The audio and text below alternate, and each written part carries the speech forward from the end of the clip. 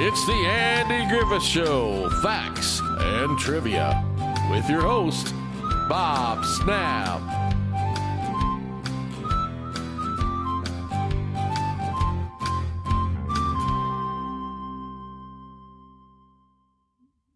Hi guys, and welcome to the Andy Griffith Show, Facts and Trivia. Thanks for being here. We're going to do something a little bit different today. I don't know how well this is going to go over or not, but I want to introduce you to Don Knotts' three wives. And we'll begin with his first wife, Kathryn Metz. Knotts and Kathryn were college sweethearts. Metz was a woman of substance, the daughter of a Northern Baptist minister from Wheeling, West Virginia city, so far north that it was almost Ohio. Daniel Device wrote in his biography, Andy and Dawn. They dated for 2 years, then got married in Metz's father's church in 1947. They were together for 13 years and had 2 children, Thomas and Karen. While Knotts was incredibly close with his Andy Griffith Show co-star, Andy and Griffith, their wives did not get along. They were very different. Alas, the spouses didn't hit it off quite well, wrote Device. Kay Knotts was a minister's daughter, raised with enough domestic savvy to be a good wife and mother. Barbara Griffith was a daughter of a school superintendent, reared around hired help, a Southern aristocrat who thought dirty dishes and discarded socks were carried off by elves. His second marriage was Loralee, help me with this one, Czuchna. Anyway, about a decade after Knotts' marriage with Metz ended, he married his second wife, Loralee, in 1974. According to Wide Open Country, throughout their marriage, there was whispers about Knotts' mental health negatively affecting the relationship. The site states his depression allegedly made the couple draw apart. Knotts' daughter Karen had spoken about her father's struggles with mental health before. He was a mercurial. Karen wrote Closer Weekly of her father. He had a lot of different kind of moods. He fought a lot of depression, and I helped him, or I thought it did, because I could see how he had this endless loop of thoughts that would always lead to a downward spiral. Loralee told biographer Device that it was Knotts' diagnosis of macular degeneration that led to the relationship end. When he started to lose his vision, I think he just panicked, and he started to live out some sort of bucket list, she said. They divorced in 1983.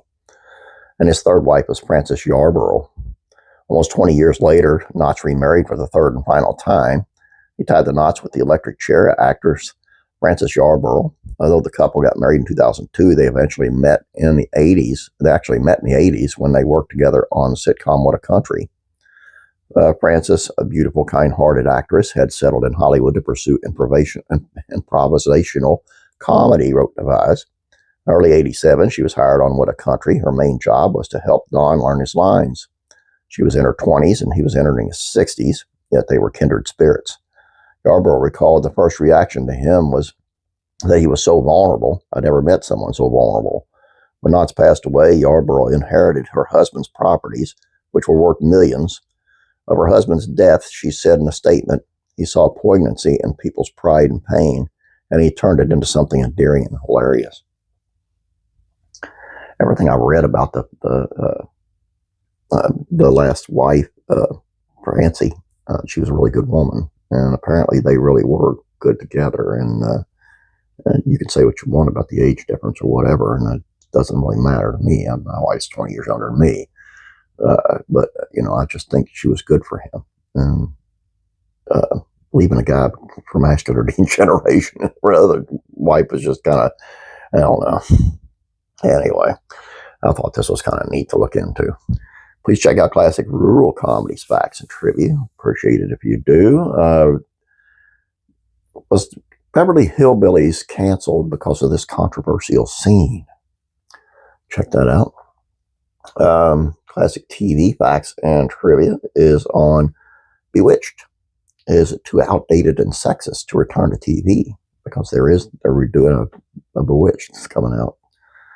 Fox is doing it, I believe. Classic rock and country music, facts, and trivia. Yoko Ono details the abuse she faced after the Beatles split in a new documentary. Poor Yoko. Faith Entertainment. How Jesus saved Forrest Frank from suicidal thoughts. That's a really good one. Please subscribe if you have not yet. Please like this video to appreciate it. Please hype this video. Appreciate it. Guys, have a great day. God bless. Praying for you.